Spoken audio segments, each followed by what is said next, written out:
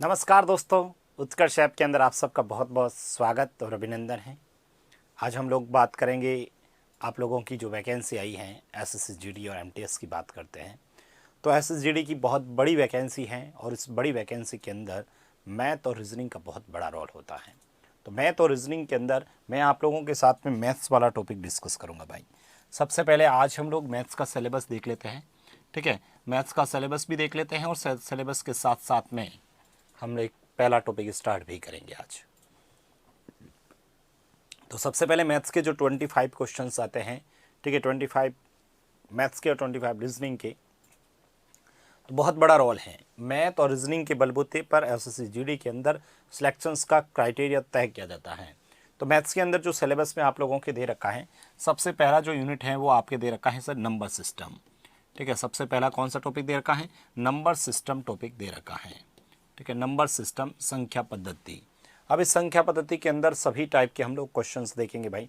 संख्या पद्धति के अंदर, ठीक है, हम स्क्वायर निकालना, क्यूब निकालना, ठीक है, भिन्नों का जोड़ना, भिन्नों का अलग से ही पढ़ लेंगे। ठीक है, इकाई अंक ज्ञात करना, बहुत सारे छोटे छोटे टॉपिक डिस्कस हम लोग करेंगे। नंबर सिस्टम में मतलब इकाई अंक ज्ञात करना या फिर आपके किसी में भाग देने पर क्या बचता है वो वाले क्वेश्चंस करना, अलग अलग टाइप के। नंबर सिस्टम के बाद में आप जो टॉपिक पढ़ोगे, ठीक है, वो टॉपिक हम लोग पढ़ेंगे एलसीएम एंड एचसीएफ। एलसीएम और एचसीएफ वाला टॉपिक पढ़ेंगे। उसके बाद में आप लोग इसके बाद में आप लोग देखेंगे नंबर सिस्टम के अंदर घातांक वाले क्वेश्चंस वगैरह सब आ जाएंगे ना। उसके बाद में एलसीएम एचसीएफ के बाद में जो टॉपिक हम लोग देखेंगे उस टॉपिक का नाम रहेगा अपना फ्रैक्शंस। क्या रहेगा सर? फ्रैक्शंस वाला टॉपिक रहेगा। ठीक है, एलसीएम एचसीएफ के बाद में फ्रैक्शंस के बाद में सर्ट्स और इंडिसेस भी पढ़ेंगे। सर्ट्स एंड इंडिसेस, घातांक एंड करनी, सर्ट्स एंड इंडिसेस। ठीक है, घातांक और करनी, ये वाला टॉपिक भी हम लोग देखेंगे।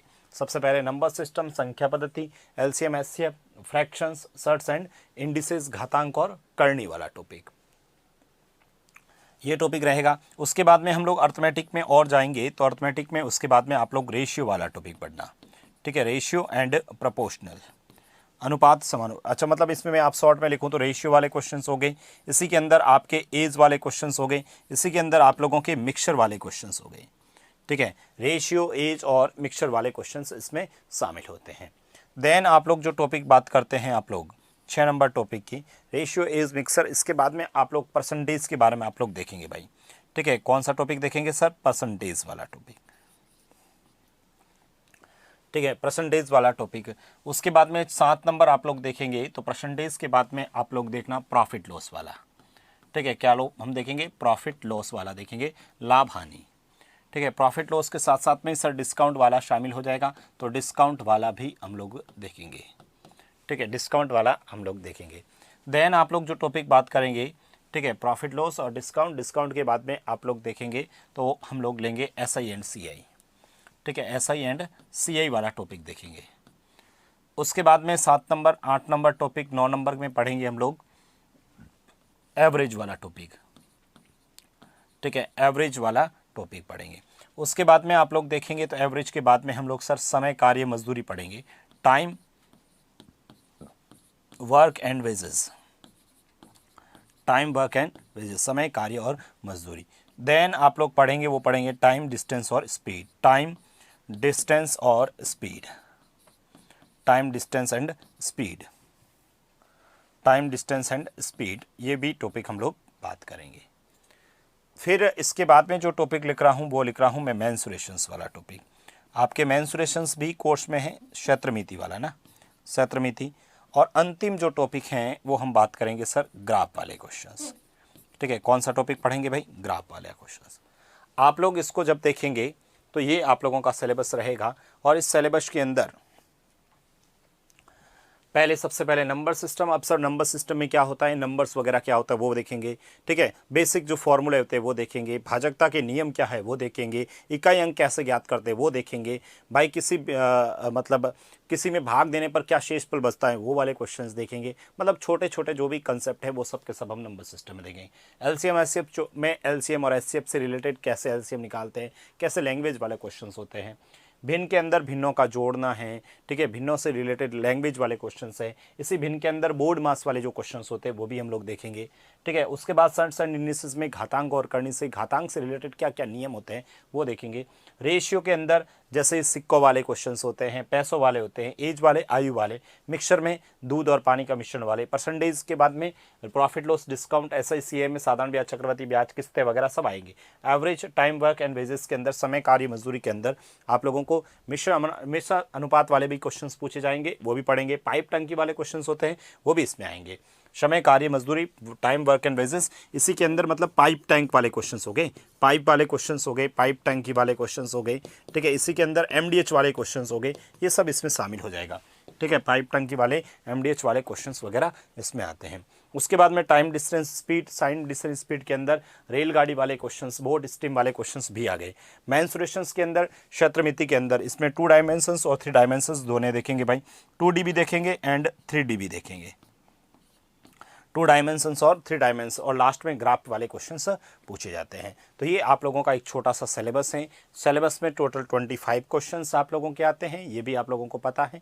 अब हम लोग बात करते हैं सबसे पहले नंबर सिस्टम की। भाई सबसे पहले हम लोग नंबर सिस्टम के बारे में बात करते हैं। तो नंबर सिस्टम के अंदर आप लोग देखिएगा, पहले मैं इसको समझा देता हूं भाई। नंबर सिस्टम के अंदर सबसे पहले हम संख्याओं के बारे में बात करते हैं। सबसे पहले हम लोग क्या कर देते हैं सर, संख्याओं के बारे में बात कर लेते हैं। तो संख्याएं क्या होती है, एक बार लिखना नहीं है, आप लोग मेरी बात को ध्यान से सुनिएगा। संख्याएं जो होती हैं इसको देखिएगा, मैंने जितनी भी संख्या है उस संख्याओं के मैंने 2 भाग कर लिए भाई।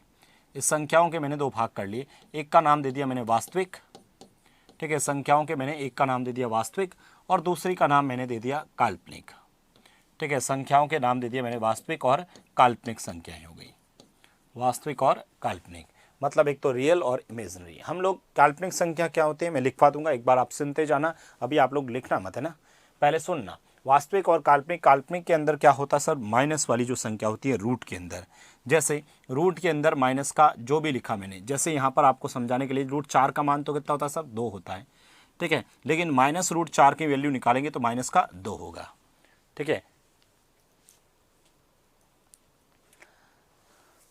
माइनस नहीं, इसका √4 की वैल्यू 2 होता है और माइनस की वैल्यू 2 आयोटा होता है। कितना होता है, आयोटा होता है। तो इसलिए आपने को दिमाग में क्या रखना है वो देखो, काल्पनिक संख्या का मतलब, काल्पनिक संख्या का मतलब सर नेगेटिव संख्या होती ना उसका वर्गमूल होता है, ठीक है। दैट इज क्या हो गया सर, आई होता है। दोनों तरफ वर्ग करूंगा तो सर -1 बराबर क्या हो जाएगा सर, आयोटा स्क्वायर हो जाएगा। -1 बराबर क्या हो जाएगा सर, आयोटा स्क्वायर हो जाएगा। इस आई को क्या बोलते हैं हम सर, आयोटा बोलते हैं। इस आई को हम लोग क्या बोलते हैं सर, आयोटा शब्द बोलते हैं। काल्पनिक संख्या का मतलब सिर्फ इतना सा ध्यान रखिएगा, काल्पनिक संख्या का मतलब सर ऋणात्मक संख्या का वर्गमूल क्या होता है, काल्पनिक संख्या होता है। बस इतना सा ध्यान रखना है। अब इधर देखो, लिखना बाद में आप लोग, ये जो वास्तविक संख्या मैंने लिखी है, ये जो मैंने वास्तविक संख्या लिखी है, इस वास्तविक संख्याओं में क्या करना है, इस वास्तविक संख्याओं में क्या होता है कि वास्तविक संख्याओं के मैंने 2 भाग किए, एक का नाम दे दिया मैंने पूर्णांक, ठीक है, और एक का नाम दे दिया मैंने दशमलव। एक का नाम क्या दे दिया मैंने, दशमलव लिख दिया, ठीक है। एक का नाम दे दिया पूर्णांक और एक का नाम दे दिया दशमलव। अब ये जो पूर्णांक होते हैं पूरा अंक होता है, इस पूर्णांक के मैंने 8 भाग कर लिए भाई, इस पूर्णांक के मैंने 8 भाग कर लिए। पहला भाग लिख दिया मैंने प्राकृत, ठीक है। दूसरा मैंने लिख दिया पूर्ण संख्याएं, तीसरा मैंने लिख दिया सम संख्या, चौथा मैंने लिख दिया विषम संख्या, उसके बाद में सर अभाज्य, उसके बाद में संयुक्त, उसके बाद में सह अभाज्य, और लास्ट में लिख दिया संपूर्ण संख्या, ठीक है। 8 भाग लिख दिए, प्राकृत, पूर्ण, सम, विषम, अभाज्य, संयुक्त, सहअभाज्य संख्या। अब ये जो दशमलव साइड में लिखता हूं मैं, इस दशमलव के भी मैंने 2 भाग किए, एक का नाम दिया मैंने शांत दशमलव और एक का नाम दे दिया मैंने अशांत दशमलव। एक का नाम क्या दे दिया मैंने, अशांत दशमलव, शांत दशमलव और अशांत दशमलव। अब ये जो अशांत दशमलव हैं इसके मैंने फिर से भाग किए, अशांत आवर्ती दशमलव,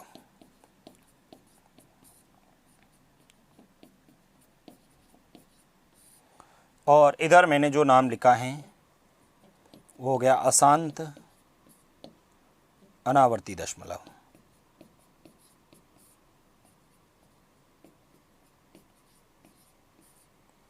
ठीक है, अब इधर देखो, आप लोग लिखना बाद में, अभी पहले देखिए, ये हमने संख्याओं का वर्गीकरण किया है।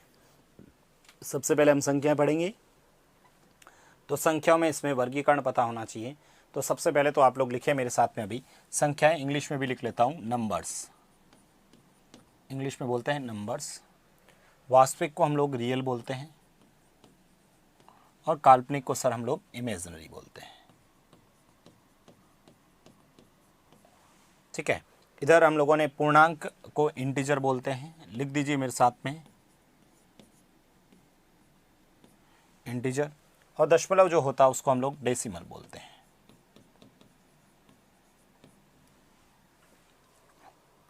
ठीक है, इधर हम लोगों ने प्राकृत संख्या लिखा, प्राकृत संख्या को नेचुरल नंबर्स बोलते हैं। पूर्ण संख्या को हम लोग होल नंबर बोलते हैं। सम संख्या को हम लोग इवन नंबर बोलते हैं। विषम संख्या को ऑड नंबर बोलते हैं। अभाज्य को हम लोग प्राइम नंबर बोलते हैं। संयुक्त संख्या को हम लोग कंपोजिट बोलते हैं। ठीक है, सहभाज्य संख्या को हम लोग को प्राइम बोलते हैं, और इसको हम लोग परफेक्ट बोलते हैं ना।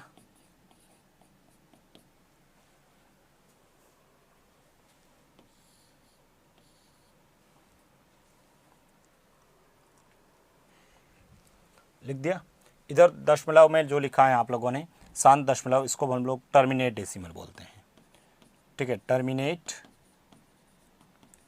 डेसिमल, और इसे हम बोलते हैं non terminate decimal, non terminate decimal, non terminate decimals. इसको हम लोग देख लिखेंगे sir non terminate repeating decimal, non terminate repeating decimal. ये हो जाएगा आपका नॉन टर्मिनेट, ठीक है, नॉन रिपीटिंग डेसिमल। ठीक है, non terminate non repeating decimal.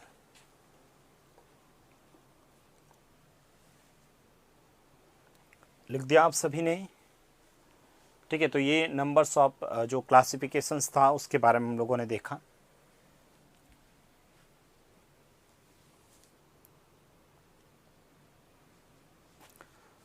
अब हम लोग क्या करेंगे, वन बाय वन जितने भी शब्द लिखे आप सभी ने लिख दिया होगा। अब हम लोग सबसे पहले, ये संख्याओं का मैं वास्तविक और काल्पनिक था, तो मैं स्टार्ट करता हूँ सबसे पहले पूर्णांक में। ठीक है, सबसे पहले हम लोग पूर्णांक लिखेंगे, तो आप लोग लिखें भाई। सबसे पहले आप लोग हेडिंग लिखेंगे पूर्णांक। ठीक है, सबसे पहले आप लोग लिखेंगे पूर्णांक।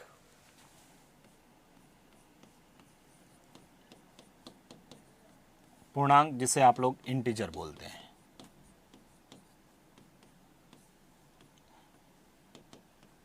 पूर्णांक इंटीजर बोलते हैं भाई। पूर्णांक का मतलब पूरा पूरा नाम हो रहा है पूर्णांक, चाहे अब वो चाहे ऋणात्मक हो, ठीक है, चाहे वो शून्य हो, तथा धनात्मक संख्याएं, तथा धनात्मक संख्याएं, तथा धनात्मक संख्याएं, ऋणात्मक, शून्य तथा धनात्मक संख्या, चाहे नेगेटिव हो, चाहे जीरो हो, चाहे पॉजिटिव हो, सब के सब क्या कहलाते हैं, इंटीजर्स कहलाते हैं भाई, सब के सब इंटीजर्स। इसलिए मैं इसको आई से डिनोट कर लेता हूँ। ठीक है, इसको आई जे से भी डिनोट कर लेते हैं, जेड से, जे नहीं जेड से।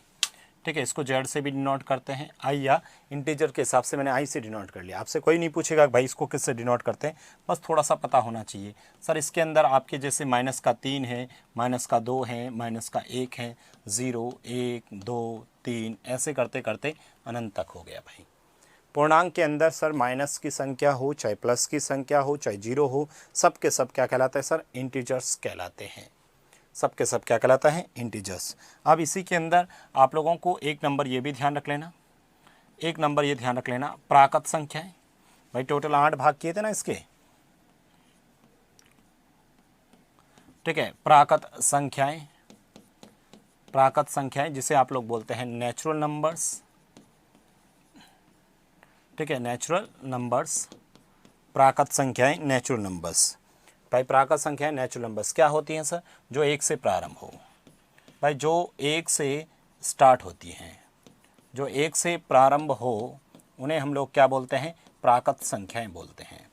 जो एक से स्टार्ट होती हैं उन्हें हम लोग क्या बोलते हैं? प्राकृत संख्याएं बोलते हैं। ठीक है, प्राकृत संख्याएं बोलते हैं। इसलिए मैं एन से डिनोट कर लेता हूं और इसमें लिख लेता हूं। ठीक है, एन से डिनोट कर लेता हूं और इसके अंदर आप लोगों ने लिखा सर 1 2 3 4 5, ऐसे करते करते अनंत तक, भाई इन्फिनिटी तक जितनी भी संख्या होती हैं वो क्या हो जाएगी सर? प्राकृत संख्या हो जाएगी। ठीक है, क्या हो जाएगी सर? प्राकृत संख्या है। दूसरा जो आपसे प्रश्न पूछ रहा हूं प्रभु, दूसरा प्रश्न ये कि इसमें पूर्ण संख्याएं क्या होती हैं? भाई पूर्ण संख्याएं क्या होती हैं? तो दूसरा शब्द याद रखिएगा, पूर्ण संख्याएं, जिसे इंग्लिश में आप लोग होल नंबर बोलते हैं। होल नंबर, तो होल नंबर में क्या लिखना है सर? पूर्ण संख्याएं क्या होती हैं? तो पूर्ण संख्या लिख देना जो 0 से प्रारंभ हो, जो 0 से प्रारंभ हो। भाई जो 0 से स्टार्ट होती हैं उन्हें हम लोग क्या बोलते हैं? पूर्ण संख्याएं बोलते हैं। 0 से स्टार्ट होती है उन्हें हम लोग क्या बोलते हैं? पूर्ण संख्या बोलते हैं। इसलिए इसको W से डिनोट कर लेता हूं और W में आप लोग लिख देना पूर्ण संख्याओं में। ठीक है, 0 1 2 3 4, ऐसे करते करते, ठीक है, अनंत तक लिख दोगे ना, तो वो क्या हो जाएगी सर? पूर्ण संख्या हो गई।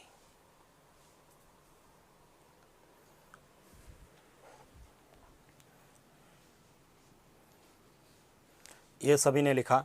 ठीक है, तो प्राकृत संख्या और पूर्ण संख्या हो गई। उसके बाद में आप लोग 3 नंबर शब्द लिखेंगे।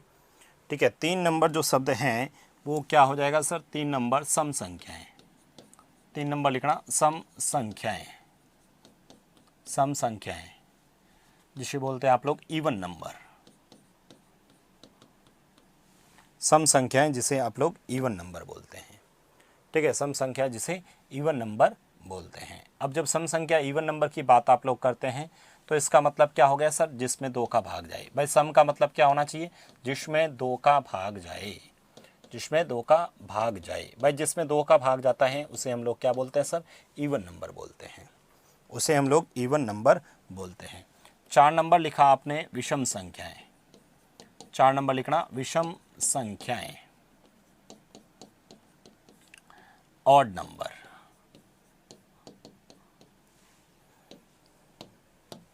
विषम संख्याएं ऑड नंबर्स। भाई ऑड नंबर्स क्या होते हैं? जिसमें 2 का भाग नहीं जाता है, जिसमें 2 का भाग नहीं जाए।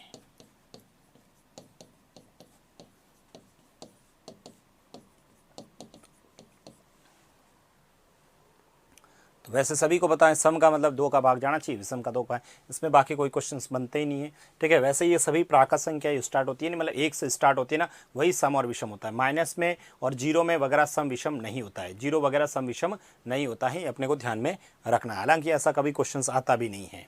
उसके बाद में नेक्स्ट शब्द लिखेंगे आप 5 नंबर। 5 नंबर लिखना। ठीक है, 5 नंबर शब्द लिख देंगे आप लोग अभाज्य संख्याएं। देखो अभाज्य भी बोल सकते हैं या फिर रूढ़ संख्या भी बोल सकते हैं। अभाज्य या फिर रूढ़ संख्याएं, अभाज्य या फिर रूढ़ संख्याएं। तो अभाज्य या रूढ़ संख्याएं क्या होती हैं? तो सर अभाज्य या रूढ़ संख्या इंग्लिश में इसे क्या बोलते थे अपन लोग? Prime number.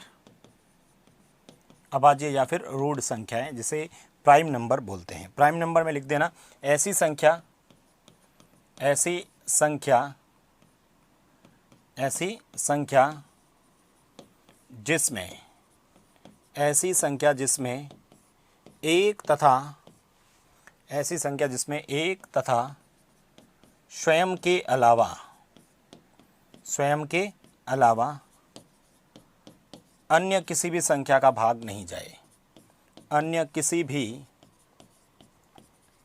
संख्या का, अन्य किसी भी संख्या का भाग नहीं जाए। ऐसी संख्या जिसमें एक तथा स्वयं के अलावा अन्य किसी भी संख्या का भाग नहीं जाए अभाज्य संख्या कहलाती है, अभाज्य संख्या कहलाती है। ऐसी संख्या जिसमें एक और खुद के अलावा किसी का भी भाग नहीं जाता है उसे हम लोग क्या बोलते हैं, अभाज्य संख्या। आप या बना के एक बात और भी लिख सकते हो भाई, या बना के लिख सकते हो कि सर ऐसी संख्या, या बना के लिख सकते हो ऐसी संख्या जिसके केवल 2 फैक्टर हो, केवल 2 गुणनखंड हो।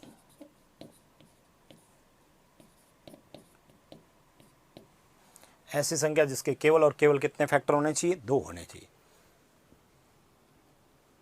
ये अपने को ध्यान में रखना भाई। अभाज्य संख्या की परिभाषा आपसे प्रश्न पूछे, ठीक है, हालांकि प्रश्न कोई परिभाषा को नहीं आता है, लेकिन ध्यान रखना जिसमें एक और खुद के अलावा, यानी कि जिसके केवल और केवल 2 फैक्टर होना चाहिए, या तो वह खुद का नंबर या फिर 1 होता है। बस ये इतना सा अपने को ध्यान में इसमें रखना है। अब ये तो 5 अभाज्य, अब लेकिन अभाज्य संख्या में बहुत सारे नए कंसेप्ट बनते हैं, गुणनखंड निकालना, विभिन्न वगैरह, ये हम लोग डिटेल से पढ़ेंगे। उससे पहले कुछ छोटी छोटी बातें और हैं, उसको भी लिख लेता हूँ। आप लोग नोट बना के लिखिएगा, नोट बना के लिखना। पहला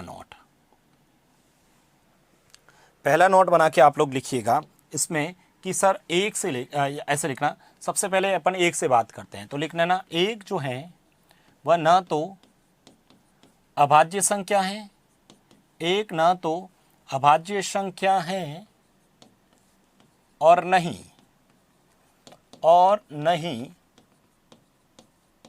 संयुक्त संख्या है, नहीं संयुक्त संख्या है। 1 न तो अभाज्य संख्या है और नहीं क्या है, संयुक्त संख्या है। उसके बाद में जो दूसरी बात है वो भी लिख लेना। दूसरी बात ये भी लिख लेना, 2 एकमात्र सम अभाज्य संख्या है। 2 एकमात्र क्या है, सम अभाज्य संख्या है। 2 एकमात्र क्या है सर, सम अभाज्य संख्या है। 2 केवल और केवल क्या है, सम। देखो सम संख्या सिर्फ 2, मतलब अभाज्य संख्याओं में सिर्फ और सिर्फ 2 है ना, सम होते हुए भी क्या है, अभाज्य, बाकी ऐसी कोई सम संख्या नहीं होगी। तीसरी जो बात मैं कह रहा हूं, तीसरी जो नोट बना के आप लोग लिखेंगे उसमें ये बात लिखना है, ठीक है। तीसरी बात आप लोगों को ये ध्यान रखना है कि सर यदि आपसे कोई पूछे कि बताओ 1 से लेके 20 तक कितनी अभाज्य संख्या है, तो 1 से 20 तक आप लोगों को डायरेक्ट पता होना चाहिए कि सर 1 से 20 तक 8 अभाज्य संख्या होती हैं। कोई आपसे पूछ ले कि सर 1 से लेके 30 तक कितनी होती हैं, तो 1 से 30 तक कितनी होती है सर, 10 होती हैं। 1 से 50 तक आपसे कोई पूछ ले कि बताओ 1 से 50 तक कितनी होती हैं, तो 1 से 50 तक कितनी होती हैं सर, 15 होती हैं। 1 से लेके 100 तक आपसे कोई पूछ ले, पहले चलो 75 तक लिख लेता हूँ। 1 से 75 तक आपसे कोई पूछे तो बताओ कितनी होगी, तो सर 21 होती हैं। और 1 से लेके 100 तक आपसे कोई पूछे, भाई 1 से 100 तक का पूछ ले तो कितनी होती है सर, 25 होती हैं।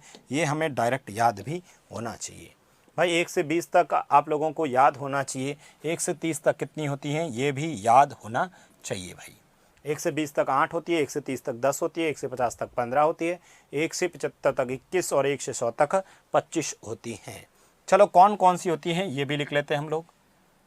1 से 20 तक 8 होती हैं, तो सर 8 कौन कौन सी होती है वो भी तो लिख दें। सबसे पहले सर 2, उसके बाद 3, ठीक है, 2 के बाद 3, फिर 5, फिर 7, फिर 11, फिर 13, फिर 17 और फिर 19, ये हो गई 8। यहाँ तक 8 हैं तो यहाँ 10 हैं, तो 2 इधर 8 चली गई तो पीछे 2 बच गई, 2 सर 23 और 29 हो गई।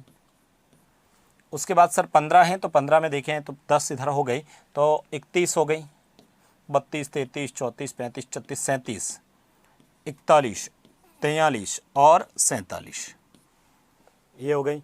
75, 50 के बाद में गिनता हुआ ना, 51 नहीं सर, 52, 53, 54, 55, 56, 57 भी नहीं, 59, 61, 67, 71 और 73, 6 हो गई।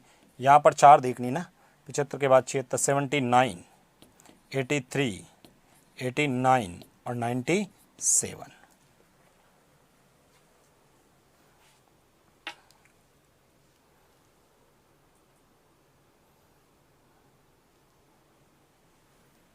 लिखा आप सभी ने ये,